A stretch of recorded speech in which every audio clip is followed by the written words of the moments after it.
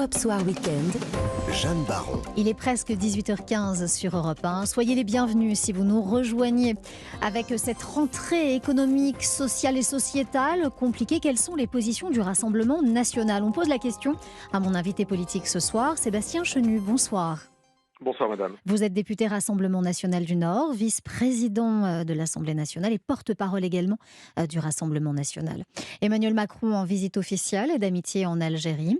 Avant de partir, le chef de l'État a signé un partenariat renouvelé avec son homologue Abdelmadjid Tebboune. Qu'en pensez-vous? Ce voyage en Algérie, au-delà même de l'inefficacité de celui-ci, puisque Emmanuel Macron nous a dit qu'il partait finalement chercher des partenariats, il revient avec des étudiants algériens, donc on voit bien que ça n'a pas servi à grand-chose. Il a été surtout le voyage de l'humiliation. On a vu un président de la République et à travers lui, finalement à travers Emmanuel Macron, la France, humiliée, se faire huer, insulter. Je ne reprendrai pas les propos d'une grossièreté. Notamment Oui, de sa visite à Oran, c'est cela? bien sûr, bien sûr. La visite du président de la République, c'est la visite de la France. Et quand on entend des Algériens dire au président de la République « va te faire foutre, 1, 2, 3, viva Algérie », on comprend le message. Nous, on le reçoit 5 sur 5. Eux, ils le disent 1, 2, 3. Nous le recevons 5 sur 5. Et je dois dire qu'Emmanuel Macron a fait preuve d'une véritable faiblesse. Il nous vend la mobilité, alors qu'en réalité, il s'agit tout simplement de visas supplémentaires qu'il a accordés à l'Algérie. Et puis en retour, qu'est-ce qu'il a obtenu? Pas grand-chose, voire même rien du tout, si ce n'est le prix de l'humiliation. Alors, Sébastien Chenu, Emmanuel Macron qui est reparti avec un accord supplémentaire, un accord oral certes, mais supplémentaire, une hausse des exportations de gaz vers la France de 50% en plus. Qu'en pensez-vous? Non, mais ça, c'est pour ceux qui ont envie d'y croire. Ces 50%, cette hausse de 50% de livraison de gaz, elle ne repose que sur des paroles. Or, de l'autre côté, Emmanuel Macron a engagé la France à délivrer davantage de visas, à accueillir davantage d'immigrés algériens. En avons-nous réellement besoin? Non, en réalité. Est-ce que de l'autre côté, l'Algérie s'est engagée à reprendre, par exemple, les irréguliers, les personnes qui sont soumises à des OQTF? Pas du tout. En réalité, Emmanuel Macron est allé s'agenouiller, encore une fois, devant un pays qui ne reconnaît rien réciproquement. C'est-à-dire qu'en Algérie, on ne reconnaît pas la souffrance des harkis, alors que nous reconnaissons qu'il y a eu, évidemment, dans cette guerre d'Algérie, des faits des deux côtés qui ont fait souffrir les populations. Vous voulez dire le Rassemblement national ou la France, quand vous dites vous, Sébastien Chenu? La France, madame.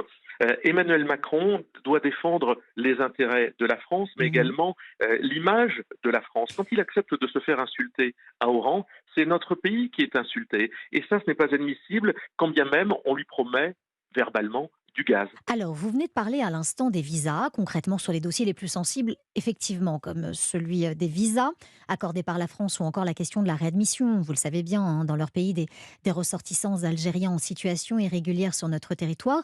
Aucun engagement clair ou en tout cas chiffré n'a été pris. Une promesse formulée cependant en langage diplomatique, et je vais vous la livrer. Les deux parties conviennent d'engager une réflexion pour bâtir des solutions. Fin de citation. Comment est-ce que vous interprétez cela? Les deux parties conviennent d'engager une réflexion pour bâtir des solutions. C'est du blabla, du verbiage qui montre que ce voyage en Algérie, il n'a servi à rien, à part simplement ouvrir davantage la porte à une immigration acceptée. Parce qu'Emmanuel Macron dit nous allons regarder un peu ce que nous avons travaillé sur la mobilité positive, c'est-à-dire en fait sur les visas. Mais c'est tout ce que demandent d'ailleurs les Algériens qui détestent la France, mais pas lorsqu'il s'agit de demander un certain nombre de visas. Donc en fait Emmanuel Macron est allé donner des visas, est allé promettre des places pour des étudiants algériens en France. Est-ce qu'on a vraiment besoin de 8 000 Sébastien Chenu, je me permets de vous interrompre parce que si je suis en tout cas votre raisonnement, vous voulez dire qu'on va troquer du gaz contre des visas? C'est de cela dont il s'agit? C'est cela que vous dites? Même pas. Ça veut dire que la France n'a rien à gagner pour vous? D'accord. Même pas, parce que le gaz, nous ne l'aurons pas. C'est une humiliation que ce voyage en Algérie, qui n'a servi strictement à rien, qui a probablement été mal préparé, il faut bien le dire, quand on voit que le français, la langue française, a même été remplacée par l'anglais, quand on voit que les drapeaux français ont quasiment disparu tout au long de ce voyage en Algérie, quand on voit que la France s'est fait insulter, eh bien oui, non seulement ce voyage n'a servi à rien, mais il a été une humiliation, une claque pour la France et les Français. Donc pour vous, Emmanuel Macron et la France ont perdu leur temps, c'est cela que vous voulez dire? Ils ont perdu non seulement leur temps, Emmanuel Macron nous a fait probablement perdre notre temps, mais il nous fait perdre un peu, encore une fois, de notre fierté nationale, de notre sentiment patriotique, et pour pas grand-chose en réalité. Et d'après vous, que fallait-il faire? Ne pas aller en Algérie, ne pas tenter de négocier pour le gaz ou encore pour les visas? Non mais vous savez, lorsqu'on a envie de travailler avec un peuple, en tous les cas, quand on a envie de partenariat, il faut que les 2 peuples aient envie de travailler ensemble plutôt que les 2 États aient envie de travailler ensemble. Mmh. Donc il faut savoir se faire respecter. Moi je pense qu'aujourd'hui, la situation pour les échanges avec l'Algérie, en tous les cas sur le gaz, elle n'a pas été ficelée, elle n'a pas été réfléchie. Et pourquoi? Parce que tout simplement, l'Algérie ne respecte pas suffisamment la France, ce qu'elle est. On nous demande sans arrêt de nous excuser. Tant qu'on n'aura pas réglé cette question-là, eh bien nous ne pourrons pas avoir des échanges structurés en matière économique. On poursuit cette fois, retour en France. Vous le savez, demain c'est votre grande rentrée politique, notamment à tous. Emmanuel Macron, de son côté, a donné le la mercredi en Conseil des ministres. C'est la fin de l'abondance, de l'insouciance, des évidences. D'abord une réaction, Sébastien Chenu. Oui, vous savez, le président de la République voit de l'abondance là où beaucoup de Français ont du mal à se serrer la ceinture. L'inflation n'a jamais été aussi forte. Or, on le savait avant la guerre en Ukraine. Quand bien même d'ailleurs Bruno Le Maire a raconté n'importe quoi aux Français, on savait, Marine Le Pen avait dit elle-même que l'inflation serait forte. Et c'est pas fini. Vous allez voir les hausses des assurances, vous allez voir les difficultés auxquelles les PME vont être confrontées. Donc les familles vont être confrontées à des difficultés supplémentaires, les ménages, les PME, Mmh, les mmh. finances publiques. Et face à cela, on a une politique qui passe à côté, je crois, de l'essentiel. Emmanuel Macron et son gouvernement n'ont rien fait quasiment depuis la réélection de celui-ci, mais surtout, on est passé à côté de priorités. Nous, on a demandé la baisse de la TVA à 5,5 sur les énergies.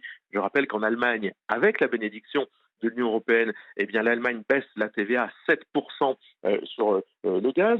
On a demandé à sortir du marché européen de l'électricité, c'est ce qui permettrait évidemment de payer moins cher l'électricité. C'est non du côté du gouvernement. On a demandé une hausse des salaires de 10% pour donner du pouvoir d'achat aux Français.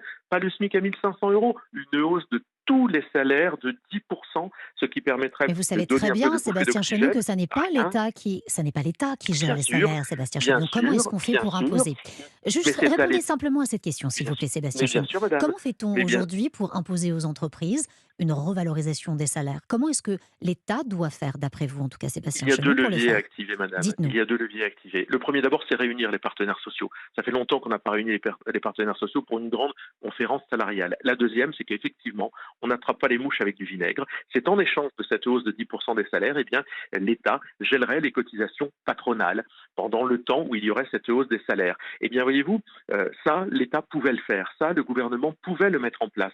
Ils n'ont pas choisi de le faire. Et puis, bien entendu, une taxe sur les super profits, tout quand on l'a proposé à l'Assemblée nationale avec Marine Le Pen. La majorité l'a refusé, la France insoumise l'a refusé, la taxe sur les super profits. Non, la Alors France maintenant, ils en insoumise parlent tous. demande justement cette taxe sur les superprofits et par Oui, ailleurs mais nous ils l'avons demandé, insistent. madame. Mais Nous l'avons demandé et la j'entends France Sébastien insoumise ne l'a Chenu, pas j'entends. voté. Ceci étant, la France insoumise reviendra au mois d'octobre avec cette taxe sur les superprofits. Cette question simple, est-ce que vous allez vous allier sur ce cas notamment avec la France insoumise? Mais il ne s'agit pas de s'allier avec quiconque, puisque vous avez entendu qu'Elisabeth Borne elle-même disait aujourd'hui qu'elle pouvait Absolument. regarder ça avec attention. Donc ça veut dire que la taxe sur les super profits, tout le monde va finir par la défendre. Cette taxe d'ailleurs, elle existe déjà en Grande-Bretagne, en Hongrie, en Italie, et elle touche les bénéfices qui ont été des bénéfices inhabituels. C'est pas une taxe sur les Mhm. profits habituels, c'est sur les bénéfices inhabituels. Et on Vous, a vu vous parliez à notamment des grandes l'instant, entreprises. Sébastien Chenu, de la Grande-Bretagne qui Ouais. refuse de payer aujourd'hui les factures d'électricité parce qu'ils n'en peuvent plus. En France, le mégawattheure est passé de 85 à 1000 euros dans la semaine. Elisabeth Borne, de son côté, elle a été claire dans le Parisien, hein, vous la citiez à l'instant, mais elle a également dit: nous n'allons pas laisser le prix de l'énergie exploser. Et en même temps, écoutons Gabriel Attal, qui était l'invité du grand jury ce matin. Moi, je dis aux Français de se préparer à des tensions, encore une fois, et c'est pas nouveau, on l'a dit, Quoi des tensions? on l'a dit, des difficultés d'approvisionnement, mais pour l'ensemble de l'Union européenne et pour l'ensemble de la planète en réalité. On voit qu'il y a ces difficultés d'ores et déjà aujourd'hui pour un certain nombre de pays. Mais ce que je dis aux Français aussi, c'est que nous nous mettons en situation de pouvoir, sur ce sujet-là aussi, les protéger. Vous voyez ce et en même temps, on n'augmente pas, on vous protégera, mais il faut vous préparer. On fait quoi d'après vous, Sébastien Chenu? On ne sait plus quoi Oui, faire. d'ailleurs, je vois que le gouvernement dit tout et son contraire, puisqu'on a Bruno Le Maire en même temps, hier, qui disait que la hausse des tarifs d'électricité sera contenue. Aujourd'hui, on a Gabriel Attal qui nous dit attention, il va falloir s'y préparer. Mm. Ce qu'il faut, c'est qu'il faut rompre avec les règles européennes du marché de l'électricité. Vous l'avez bien vu, le gaz permet l'indexation du marché de l'électricité, ou plutôt l'électricité est indexée sur le marché du gaz. Quand le gaz monte, l'électricité, le coût de l'électricité monte. Il y a une flambée des cours. Alors ça va toucher les ménages, ça va aussi toucher les petites entreprises, les PME. Donc dans ces cas-là, nous l'avons dit, il faut sortir du marché européen de l'électricité. C'est Comment quelque vous chose qui est régulez dans ces cas-là? faisable, Quand vous c'est sortez du quelque chose. marché européen, comment est-ce que vous faites pour réguler par la suite? Mais ce que nous faisons, c'est qu'ensuite, c'est l'État qui reprend la main, madame. Nous sortons du marché européen de l'électricité, donc nous n'indexons pas l'électricité au prix du gaz. Il se trouve que nous, en réalité, en France, nous ne sommes pas très dépendants de l'étranger en ce qui concerne le gaz. Nous n'avons pas ce problème-là. Donc nous avons effectivement un problème qui peut être celui de l'électricité, puisque là encore, les politiques qui ont été menées en matière de nucléaire ont empêché, ou en tout cas ont ralenti notre capacité à produire de l'électricité, mais nous pouvons avoir la main sur notre propre marché d'électricité. Or, aujourd'hui, le problème, c'est que nous sommes liés à l'Europe sur ce marché d'électricité qui elle-même a indexé l'électricité sur le prix du gaz et qui, du fait, lorsque le gaz augmente, il augmente en particulier pour des pays qui en ont besoin, forcément parce qu'il y a des pays qui en ont de grands besoins, par exemple l'Allemagne, eh bien nous en subissons les répercussions. Les répercussions. Donc il faut sortir de ce marché européen d'électricité et il se trouve que c'est possible, que ça ne permet pas de rompre, que ça Mmh. n'empêche pas de continuer à travailler avec l'Union européenne, que ça ne nous fait pas sortir de l'Union européenne. Non, on peut sortir de ce marché. C'est même Bruno Le Maire, d'ailleurs, qui l'avait dit, lui encore, il y a quelques mois.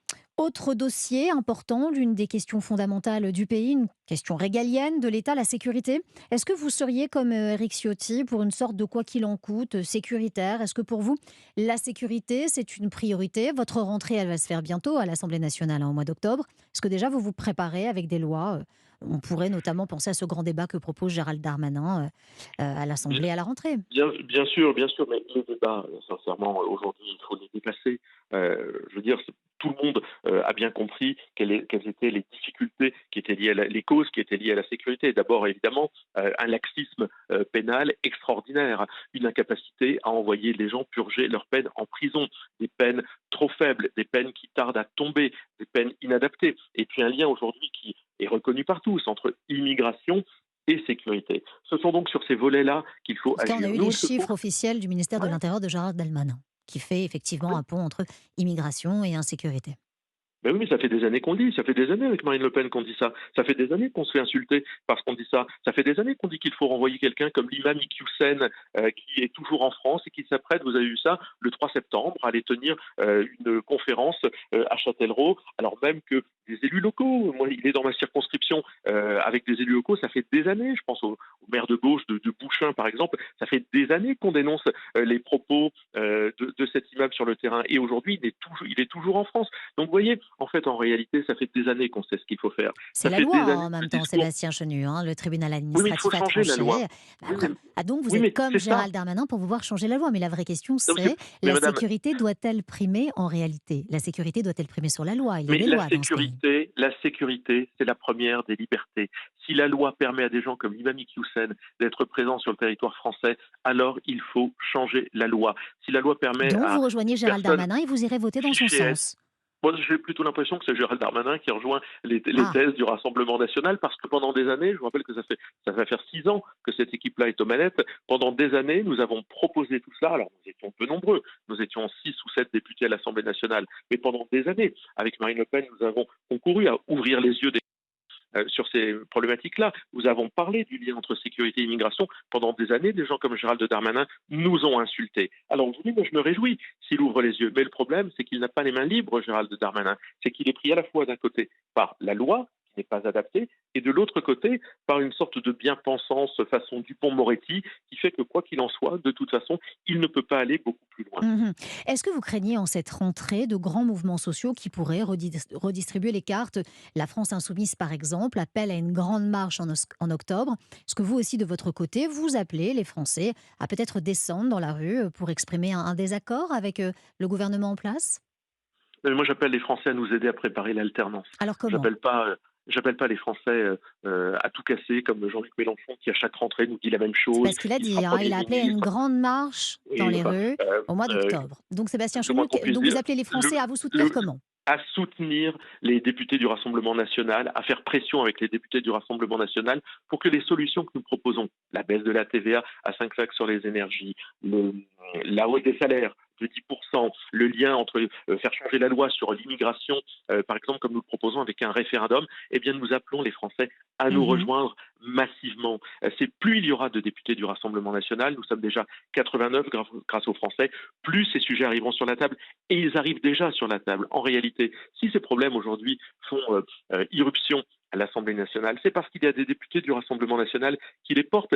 Si les gouvernants ouvrent les yeux sur l'immigration et l'insécurité, sur le pouvoir d'achat, c'est parce que Marine Le Pen a porté ces sujets-là. C'est pas parce que Jean-Luc Mélenchon brasse du vent. Donc Jean-Luc Mélenchon, ça peut pas tromper surtout. Il devait être Premier ministre au moment où nous parlons. Il essaye finalement de revenir, alors qu'il ne s'est pas présenté aux législatives, dans l'actualité politique, très bien. Mais la réalité, c'est qu'il faut des solutions. Nous appelons les Français à nous accompagner, à trouver des solutions pour préparer l'alternance. Ces solutions que nous avons portées lors de la présidentielle, Nous on va allons continuer. justement parler de la présidence de votre parti. Est-ce que votre parti va aussi tenir la route, sans vouloir être trivial, des bruits de couloir sur une discorde qui se dessine entre Marine Le Pen et Jordan Bardella, l'enfant prodige des sois? Que se passe-t-il?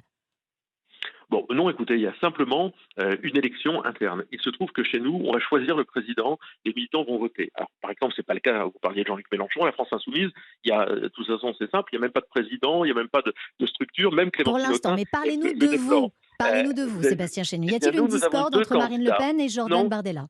non, il y a deux candidats, Louis Alliot et Jordan Bardella. Oui. Il se trouve qu'ils sont différents, qu'ils sont complémentaires, mais ce qui les unit, c'est qu'ils sont exactement sur la même ligne, c'est-à-dire la ligne de Marine Le Pen. Donc on va voter. Pendant des années, on nous a fait le reproche d'avoir sans arrêt à la tête du Rassemblement national Marine Le Pen, d'avoir une seule candidate. Ben, aujourd'hui, on a deux candidats. Il y a un débat interne, une campagne interne, deux hommes, deux styles, deux générations qui aujourd'hui se font Mhm. face, mais qui ont décidé de travailler ensemble dès que les militants auront désigné leur nouveau président. Ben, je trouve que c'est plutôt sain et c'est plutôt un signe de maturité pour un mouvement qui, comme je vous le disais, prépare l'alternance. Donc Parce que pas de nous, ce qu'on veut, discorde, hein. c'est arriver Vous aux ne m'avez pas responsabilités. répondu, Sébastien Chenu. Aucune Ah non, discorde mais entre Marine Le Pen? aucune discorde, et je Très sais bien. que pour beaucoup, ce sera très dommage de s'apercevoir que ça va, on s'entend bien chez nous, on peut être candidat pour la même Bon, fonction bien sans écoutez, vouloir se taper dessus. vous nous rassurez. Jean-Marie Le Pen a l'air de bien aimer le profil, en tout cas, de Jordan Bardella. Il l'a déclaré ce dimanche dans le JDD. La personnalité de Jordan Bardella, dit-il, n'est pas pour me déplaire. Bardella, l'enfant prodige.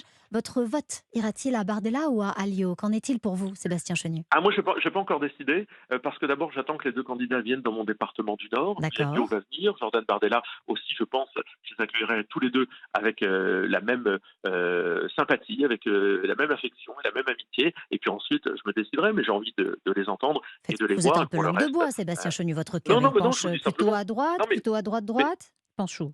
ah non, mais moi je suis ni à droite, ni à gauche, ni à droite. Ni au Ça fait très centre? longtemps que j'ai dépassé tout ça. Ça fait très longtemps que je pense que la droite et la gauche, ça n'existe plus. Il y a D'accord. deux personnalités que je trouve toutes les deux intéressantes. Je vais d'abord attendre de les entendre. On les a pas entendus encore tous les deux. Bon, eh bien, vous nous tiendrez au courant. Merci beaucoup, Sébastien Chenu, Merci. député Rassemblement national du Nord, vice-président à l'Assemblée nationale et porte-parole du Rassemblement national. À suivre sur Europe 1. Emmanuel Macron a passé 3 jours en Algérie pour tenter d'apaiser les tensions et de fédérer. Quel bilan tirer? On en parle, on en débat dans un instant sur Europe 1. À tout de suite.